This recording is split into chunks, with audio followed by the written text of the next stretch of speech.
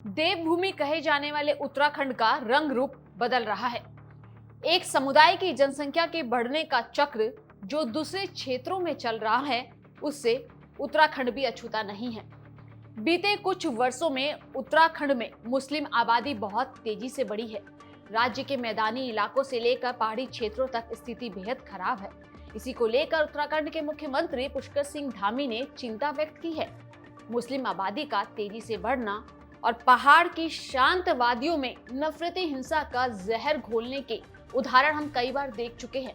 इसका ताजा उदाहरण कुछ दिनों पहले हनुमान जयंती की शोभा यात्रा में हुई हिंसा। अपने इस रिपोर्ट में हम इसी बात को लेकर विश्लेषण करेंगे कि उत्तराखंड में मुस्लिम आबादी तेजी से कैसे बढ़ रही है, क्या है आंकड़े और देवभूमि के पहाड़ों में सांप्रदायिक जहर घोलने का संगठित अभियान कौन चला रहा है। ये जो आंकड़े आपके सामने दिख रहे हैं वो उत्तराखंड में मुस्लिमों की बढ़ती जनसंख्या में बदलावों की गवाही दे रहे हैं। कहीं 2% से 8% की बढ़ोतरी हुई तो कहीं 6 से 23% की बढ़ोतरी हुई है मुस्लिम जनसंख्या में।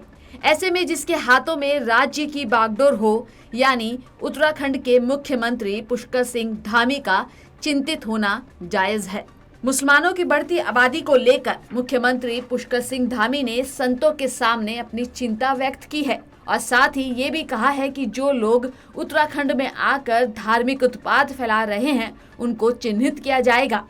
उत्तराखंड में तेजी से मुस्लिम समुदाय की जनसंख्या का बढ़ना और उसके साथ भारी संख्या में मस्जिदों का निर्माण होना देश की अस्थिरता के लिए शुभ संकेत नहीं है। शुभ संकेत इसलिए नहीं है क्योंकि इसमें देश के कट्टरपंथी और ना जाने कितने बाहरी आतंकी मुखौटे लगाए छिपे हैं।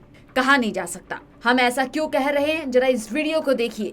ये तस्वीरें हैं उत्तराखंड के रुड़की की, जहां हनुमान जयंती की शोभा यात्रा के दौरान भक्तों पर पथराव किया गया।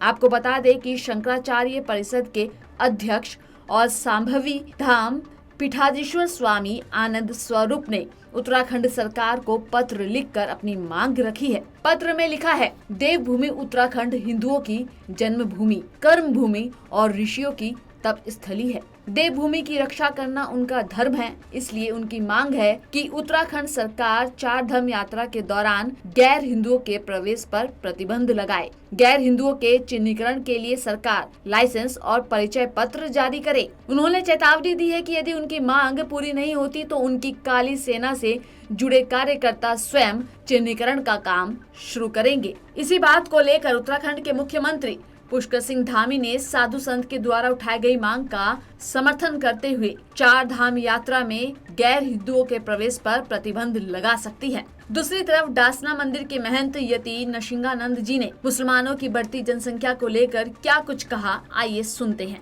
मुसलमानों की बढ़ती हुई जनसंख्या आप पहाड़ों पे भी देख रहे होंगे। आपने देखा होगा जैसे जैसे यहाँ मुसलमानों की जनसंख्या बढ़ रही है उसी तरह यहाँ आपराधिक गतिविधियां बहुत तेजी से बढ़ने लगी है। ऐसे जघन्य अपराध जो पहले कभी पहाड़ों पर नहीं होते थे अब होने लगे हैं। जैसे हमारी बेटी प्राची की हत्या आपने देखी होगी। तो ये सब इन बातों पर चर्चा करना बहुत जरूरी है। आपको बता दें कि उत्तराखंड नेपाल और चीन से सीमाएं बांटता है और वर्तमान में दोनों तरफ से खतरा मंडरा रहा है। ऐसे में सीमावर्ती क्षेत्र चमोली, उत्तरकाशी, बागेश्वर, चंपावत, खटीमा, पिथौरागढ़, इन सभी जगह में मुस्लिम आबादी तेजी से बढ़ी है। पिथौरागढ़ में उत्तराखंड राज्य के निर्माण के समय मुस्लिम आबादी मात्र 0.02% थी। पिथौरागढ़ में अब मुस्लिम आबादी में 69% की बढ़त देखी गई है। वर्ष 2001 की जनगणना के अनुसार उत्तराखंड में मुस्लिम आबादी 11.9% थी। वर्ष 2011 में ये आबादी बढ़कर 13.94% तक पहुंच गई है। पश्चिमी यूपी के जिलों से बड़ी संख्या में मुस्लिम आबादी को लाकर यहाँ पर बसाया जा रहा है। जनसंख्या परिवर्तन का सबसे बड़ा शिकार बना है हिंदुओं का तीर्थ हरिद्वार। वर्ष 2011 में हरिद्वार में मुस्लिम आबादी 4.80 लाख थी। अब इसके 6 लाख से भी अधिक पहुंचने का खतरा जताया जा रहा है। देहरादून और उधम सिंह नगर जिले में तो मुस्लिम आबादी का ग्राफ 34 से 35% होने का खतरा है। आपको बता दें कि पहाड़ी जिलों में पहले मुस्लिम आबादी बहुत कम हुआ करती थी, लेकिन अब वहाँ भी मुसलमानों की बस्तियाँ बस चुकी हैं। उत्तराखंड में हो रहे इस जनसंख्या परिवर्तन का सीधा असर राष्ट्र सुरक्षा से है। इसमें कोई संदेह नहीं है कि यह एक सोचे समझे षड्यंत्र के तहत हो रहा है। अब जरा इसे भी समझ लीजिए कि क्यों हम इसे षड्यंत्र का नाम दे रहे हैं।